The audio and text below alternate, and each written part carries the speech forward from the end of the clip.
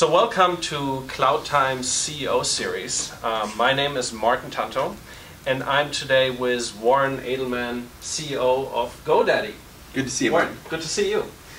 So when we start, usually I always ask companies that I interview, tell me a little bit about your company, because people have never heard about that. I think in that case we can skip that. GoDaddy is one of the biggest hosting company in the US and in the world. But what I would like to talk to you about today is you're actually a new offering in the cloud space. Right, right. Cloud servers, right? So Yes. tell me a little bit about what you're launching, or actually just launched a couple of days ago. Right, right. Well, you know, we always said that we've been in the cloud since before the word became fashionable. But in this particular case, with the launch of cloud servers, we're really putting our foot down in the cloud. We looked at our hosting offering, and we felt that cloud servers were really a natural progression. We're offering shared hosting with cloudy attributes of elasticity. We offer virtual servers, dedicated servers. This was the next piece in the hosting landscape, offering infrastructure as a service with cloud servers that include load balancing, network configuration, and the easy spinning up and down of environments. Yeah, so you're really getting into competition with Amazon, Rackspace, etc. So when I read about the announcement first, I was almost thinking, like, why now? Oh wow, it makes actually a lot of sense, I think, for GoDaddy to go that route. So yeah, I think it was a natural evolution for us. We have customers that are doing interesting things with their hosting environments, and these were sort of leading indicators to us that these cloudier environments would be necessary.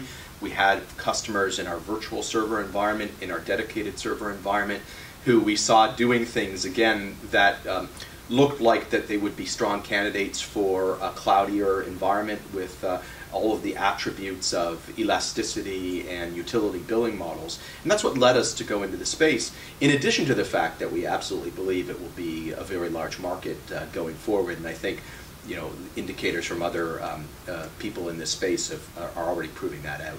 So it was just a natural progression of our business to be in the cloud services business. So what's different? What's the same to your competition here? How are you coming into the market, and how are you presenting yourself? Well, I think we really started in this space by looking first at the UI and trying to solve for the user experience of a cloud environment or infrastructure as a service environment. So we spent a lot of time on the simplicity and ease of use of our cloud control panel, to make it extremely simple to take just a few minutes to spin up hosts, to set up network rules and load balancing environments, to create templates or use pre-existing templates. So the first starting point for us, looking at what we saw in the competitive landscape, was an ease of use solution.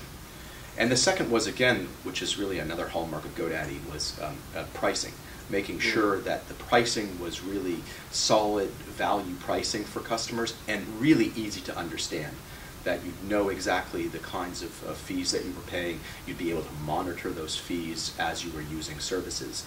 And then the third piece was support, making sure that we had support 24/7 available via the phone. So it was really a combination of support, pricing, and ease of use, combined with all of the features that people now expect in infrastructure as a service: elasticity, speed, flexibility. So are you underbidding Amazon, Rackspace in terms of price? Well, I think we are less expensive than both Amazon and Rackspace in price, but you know, that isn't the only facet of what we're doing. It really is that ease of use and the support capabilities as well. What about the web developer aspect of it? Amazon especially presents that as kind of one of their big value adds. That's right. Having these connections with web developers.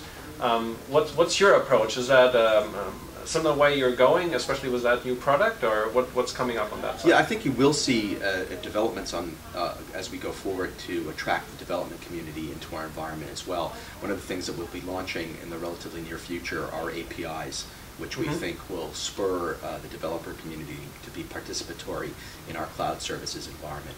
We will also be doing programs to specifically support developers and startups in the use of our cloud services environment. So I think the answer is stay tuned for more work to come and more releases that will provide a clearer path for the development community. Are you thinking about some kind of a way of business model monetization as well for these web developers? I mean, how are they going to participate in that game? Well, I think the first thing is we want to make sure they're able to use it.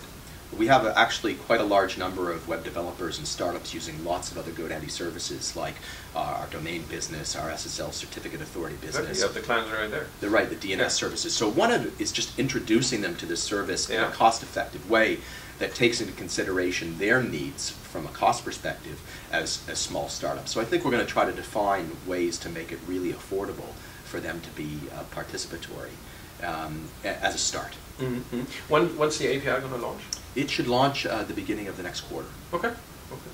Well, excellent. Very interesting. Well, Thank good. you very much, Martin. We're Thank pleasure you. to be here. Thank you. Good to meet you, Warren. Good to meet you.